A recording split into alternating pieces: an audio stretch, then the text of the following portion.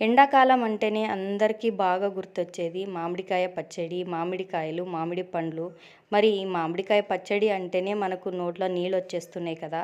మరి చేసుకోవడం కూడా చాలా ఈజీ. మీరు ఇంట్లో ఇంకా చేసుకోలేదా? అయితే ఈరోజు చేసేసుకోండి. దానికోసం ఒక పెద్ద బౌల్ తీసుకొని దాంట్లో 5 కప్పుల వరకు మామిడికాయ ముక్కల్ని వేసుకోవాలి. తర్వాత 1 కప్పు వరకు కారం, ముక్కాలు కప్పు వరకు ఉప్పు, తర్వాత పావు కప్పు వరకు ఆవపిండి, చిటికెడు పసుపు వేసుకొని మొత్తం కలిసేటట్టు బాగా కలుపుకోవాలి. స్పూన్తో లేకపోయినా చేత్తోనైనా బాగా కలిపి పెట్టుకోవాలి. ఇలా కలుపుకున్న తర్వాత మనం దీంట్లోకి ఆయిల్ అనేది వేసుకోవాలి.